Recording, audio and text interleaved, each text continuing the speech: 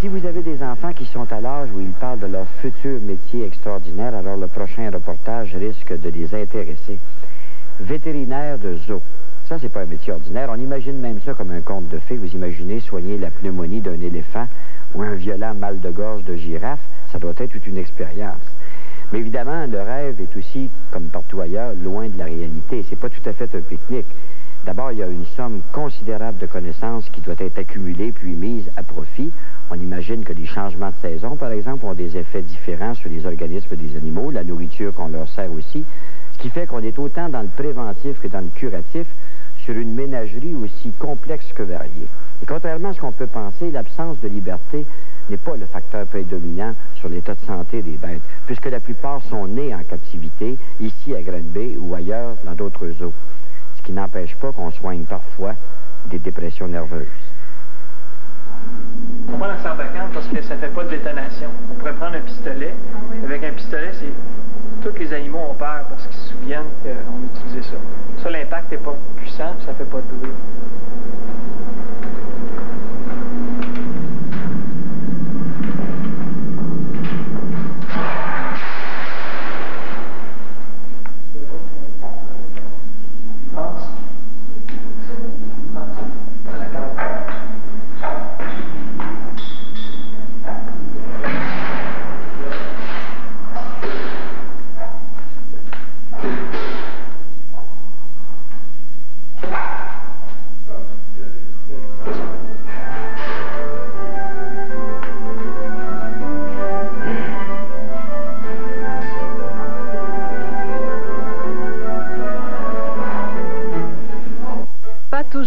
D'accompagner à la clinique un jaguar de 3 ans pour son rendez-vous dentaire. Il faut savoir bien viser pour éviter les mauvaises surprises ou les coups de griffe mal intentionnés. Une des raisons principales pour laquelle on l'a immobilisé aujourd'hui, c'est son rappel annuel pour les vaccins. On en profite pour prendre des prises de sang et détartrer. Il n'y a pas beaucoup de tartes accumulées ici sur les dents, là, mais c'est un nettoyage qu'il faut faire assez régulièrement. Sinon, il peut y avoir des infections des gencives, des pertes de dents. Il arrive à l'occasion qu'on doit faire des traitements de canal. Ah oui? Il y a des animaux qui vont se fracturer les dents, soit dans le grillage ou soit en se battant les uns avec les autres. Comme en nature, on ne fait pas toujours bon ménage avec le jaguar qu'on rencontre. Est-ce que vous les vaccinez contre la rage? Mais les animaux du zoo n'étaient pas vaccinés contre la rage jusqu'à il y a quelques mois où on a commencé à les vacciner. Parce qu'au Québec, il y a présentement une épidémie de rage.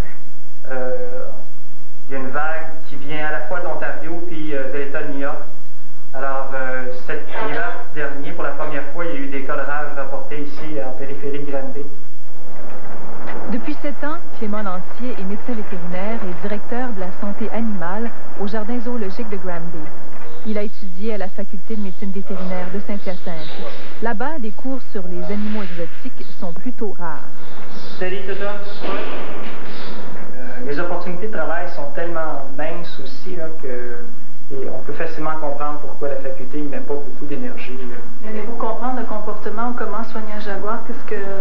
Moi, j'ai passé quelques semaines aux zoo de Toronto. Je pense que ça prend beaucoup de temps pour lire. Et puis beaucoup d'intérêt pour apprendre. Et j'ai la chance de travailler avec des gardiens qui ont beaucoup d'expérience à certaines occasions. Ça aide. La pratique de la médecine vétérinaire dans un zoo, c'est un travail d'équipe. Aujourd'hui, les gardiens ou assistantes qui entrent à Granby sont techniciens en santé animale ou biologistes. Les autres, les plus vieux, ont appris sur le tas au contact des animaux.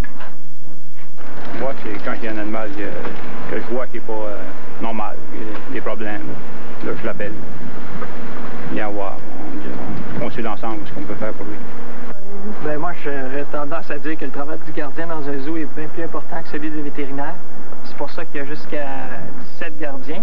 Parce que les gardiens, eux autres, c'est eux qui arrivent à connaître suffisamment l'animal pour savoir si, oui ou non, cet animal, il va bien, il va pas bien, les petits changements d'habitude, les petits changements de comportement, d'appétit. Tout ça, c'est eux autres qui ont le pouls de la collection. Oui.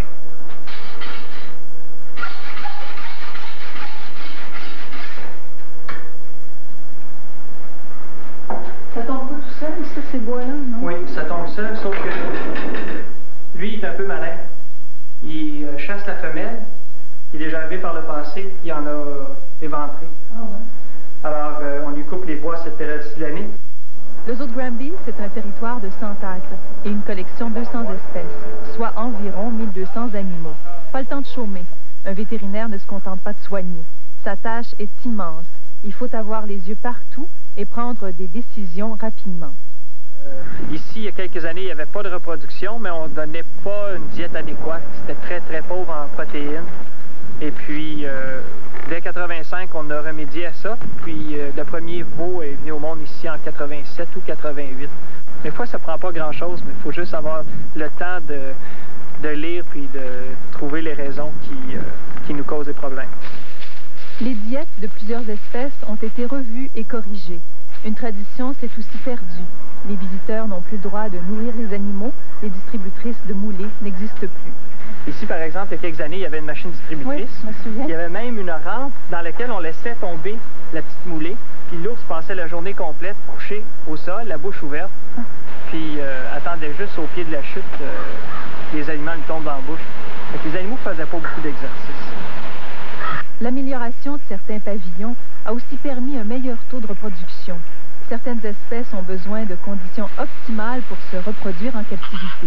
C'est le cas des flamants roses. Il y en a très, très peu qui réussissent à reproduire cette espèce-là en captivité. Pour ce faire, nous, dans leur habitat d'hiver, on a mis une espèce de substrat de peat moss que le gardien gardait dans une humidité suffisante pour permettre la construction de nids. Parce qu'on ne les garde pas dans un groupe suffisamment grand, on a mimé des grandes volières, on a mis des miroirs sur tous les murs. Le flamant rose qui commençait sa parade avait l'impression d'être mimé par 1, 2, 3, des dizaines d'autres flamants roses. Donc, ces oiseaux-là qui se regroupent en grand nombre pour reproduire avaient quand même l'impression qu'ils étaient enfin en grand nombre pour se reproduire. Le zoo de Granby a donc réussi un tour de force grâce au travail du vétérinaire et des gardiens. Le fruit de cette collaboration, c'est ce rejeton, un jeune flamand qui deviendra rose en grandissant. Si pour certains animaux, la reproduction en captivité est extrêmement difficile, pour d'autres, c'est l'inverse. La reproduction occasionne des problèmes en captivité présentement parce qu'on a trop de reproduction. Alors, les animaux maintenant reçoivent des implants, on met des implants en ovulant, on est obligé de faire des vasectomies sur plusieurs mâles. On va garder des troupeaux de mâles et des troupeaux de femelles, justement pour éviter la reproduction.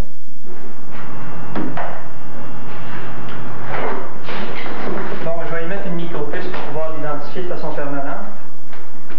Cet animal-là va bientôt faire partie d'un programme de reproduction international pour les bois jamaïcains. Fait que, je ne sais pas si tu es au courant comment ça fonctionne. C'est une petite micropuce avec un numéro d'identification qui est donné à l'usine.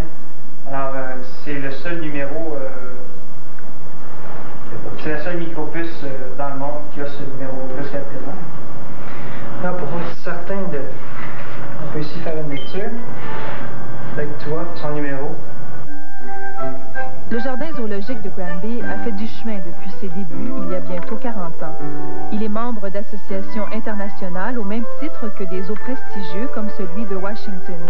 Mais il y a quelques années, il a été au cœur d'une controverse. Louise Baudin, vétérinaire au zoo de 78 à 82, publiait un livre choc sur ses 4 années passées à Granby. Elle accuse l'administration de l'époque de ne rien connaître aux animaux, dénonce l'incompétence des gardiens, affirme prêcher dans le désert, bref, personne ne la prend au sérieux. Clément Lantier ne partage pas sa vision des choses. Ce qu'il vit ici depuis 7 ans est totalement différent. Donc on vous laisse le champ libre. Vous avez le droit de dire ce que vous voulez. Moi, pas seulement je peux dire ce que je veux, je pense que j'ai carte blanche, pas seulement du conseil d'administration, mais aussi de la direction générale pour tout ce qui s'appelle animaux. Alors, du choix des espèces jusqu'à leur alimentation, du transfert des spécimens jusqu'aux prêts de reproduction, ou en tout cas, tout ce qui est de près ou de loin touche à la collection animale, ça passe entre mes mains. Je peux vous dire que ma formation de base à moi, elle est scientifique. Je suis chimiste de formation. J'ai fait de la recherche et du développement déjà, mais j'ai joué davantage un rôle d'administrateur dans ma carrière qui s'en est suivie.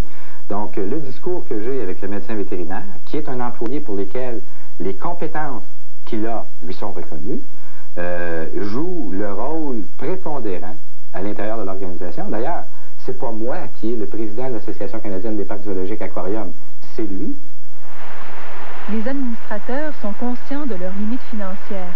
Le zoo ne reçoit pas de subventions et existe grâce au nombre de visiteurs. Alors, faute d'argent, un grand projet à la fois. Récemment, Clément Lantier et un architecte ont repensé tout l'espace réservé aux ours noirs d'Himalaya. Coût du projet, un peu plus de 2 millions de dollars, le plus beau pavillon du site. C'est à la demande du vétérinaire qu'il n'y a plus de singes à Granby. Ils ont été relocalisés dans d'autres zoos en attendant un toit plus convenable. Les dromadaires sont à l'étroit. Eux aussi doivent être patients. Ici, près de 85% des animaux sont nés en captivité. On renouvelle le cheptel en faisant des échanges ou des prêts, comme ces 2 koalas nés aux eaux de San Diego, venus passer l'été à Granby.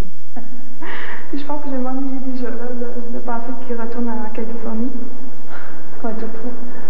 C'est pas un toutou. Hein? Ça a l'air d'un petit toutou. Là, je l'essaie de cette façon-là pour qu'elle se sente plus rassurée. Mais c'est vraiment pas le petit toutou qu'on prend, qu'on caresse. Il n'aime pas ça. C'est vraiment j'aime dans mon arbre, puis faire ma petite affaire, manger mes feuilles d'eucalyptus, puis ça se limite à ça. On nous les a offerts de façon permanente. Mais malheureusement, il faudrait des installations importantes pour les garder été comme hiver. Puis il faudrait trouver une façon de faire pousser de l'eucalyptus en abondance ici. Fait que si on arrive à avoir une alimentation artificielle, peut-être que les koalas reviendront ici aux zoos de Granby. Un vétérinaire dans un jardin zoologique, c'est à la fois un dentiste, un chirurgien, un psychologue. Et oui, parfois, il lui arrive de soigner des dépressions. Surtout celles des animaux qui étaient dans des maisons, qui avaient été achetés en animalerie, et puis maintenant qui sont donnés au jardin zoologique. Ces animaux-là qui sont comme sevrés d'une attention quotidienne, puis très importante, des enfants de la maison, par exemple, vont se retrouver avec d'autres oiseaux, vont à l'occasion se mutiler et puis vont avoir des signes de dépression. Alors, il y a différentes façons d'aborder le problème, médical ou dans l'environnement de l'animal, mais ça arrive qu'on doit en soigner.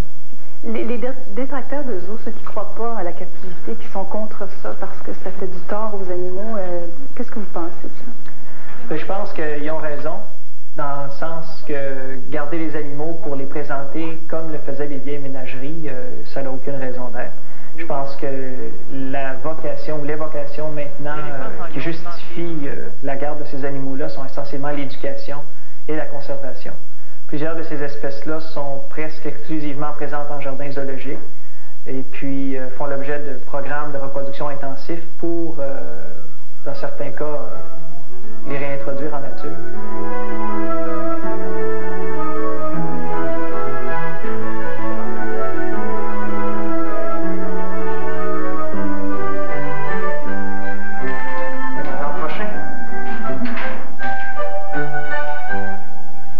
Cela vous surprendra peut-être, mais ce ne sont pas tous les zoos qui ont un vétérinaire à temps plein, comme c'est le cas ici à Granby. C'est que dans l'esprit de certains conseils d'administration, la partie spectacle ou au mieux éducative l'emporte dans leur priorité sur les soins à donner aux bêtes. Dommage, parce que le changement qu'on impose dans leur mode de vie naturel est déjà un terrible prix. Qu'on les soigne adéquatement est le minimum qu'on leur doit.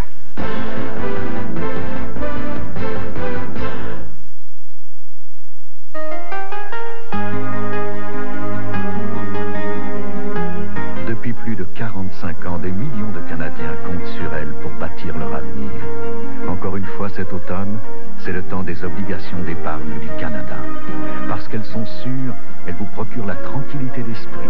De plus, elles offrent un taux d'intérêt concurrentiel. Pensez à demain. Transformez vos économies en obligations d'épargne du Canada. Achetez-les du 19 octobre au 2 novembre. En vedette chez Monsieur Muffler, frein ABS à disque et à tambour. Nous regarnissons et réusinons les tambours de vos freins arrière à partir de 79,95.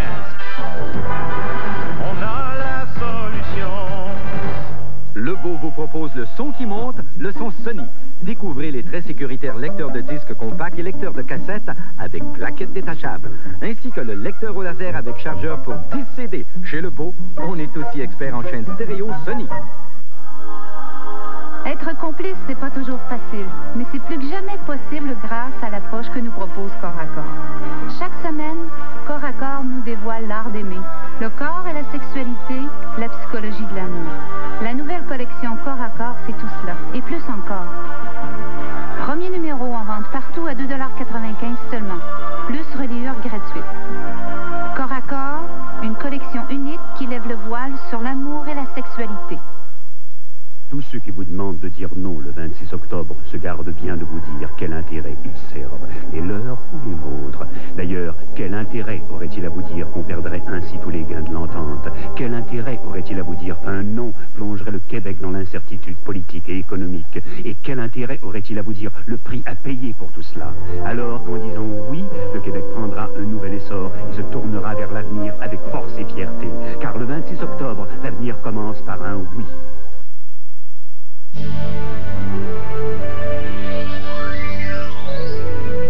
Le prix du plus gros, c'est des prix réduits chez votre quincailler Rona participant au programme Air Miles. Accumulez des 1000 Air Miles et profitez des rabais sur la hache de 6 livres de Garand réduite à 21,97 $ et sur le poêle à bois le compact de FX Drolet réduit à 269 $ chez le quincailler Rona. Il y a aussi des petits tuyaux. Pour sabler une moulure, prenez son profil avec un jeu de cartes. C'était le quincailler Rona. On vous revient avec les prix réduits du rénovateur Rona. Beaupré vous a préparé sa super vente Noël avant tout le monde. Des super spéciaux sur tapis, prélard, céramique et star, ça se dit même pas à télé. Et moi, je les ai convaincus que ça prenait aussi des cadeaux.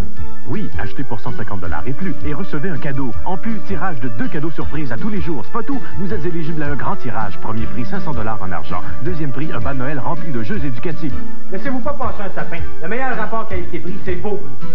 À Saint-Hyacinthe, entre les sorties 130 et 133 de la Transcanadienne. Nous voici de retour avec les prix réduits du rénovateur Rona participant au programme Air Miles. Accumulez des 1000 Air Miles et profitez des rabais sur la mousse mono de Tremco réduite à 6,97 $ et sur la perceuse de 3/8 de pouce sans fil de Makita avec coffret réduite à 189 $ chez le rénovateur Rona. Un petit tuyau? Pour boucher une mince fente dans le béton, utilisez une poche à douille de pâtissier. Rendez-vous chez vos quincaillers et rénovateurs Rona pour obtenir le prix du plus gros, service compris. Au revoir et merci d'avoir été avec nous. La semaine prochaine, nous vous présentons une émission sur l'aviation. Les fameuses boîtes noires dans les appareils de vol ultra légers et les fameux CF-18. Passez une bonne semaine. Portez-vous bien.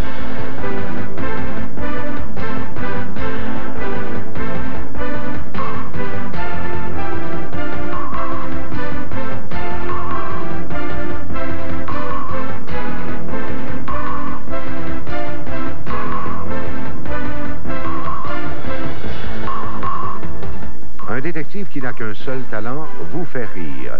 Voyez la comédie « Mais qui est Abercrombie ?» demain, 19h30.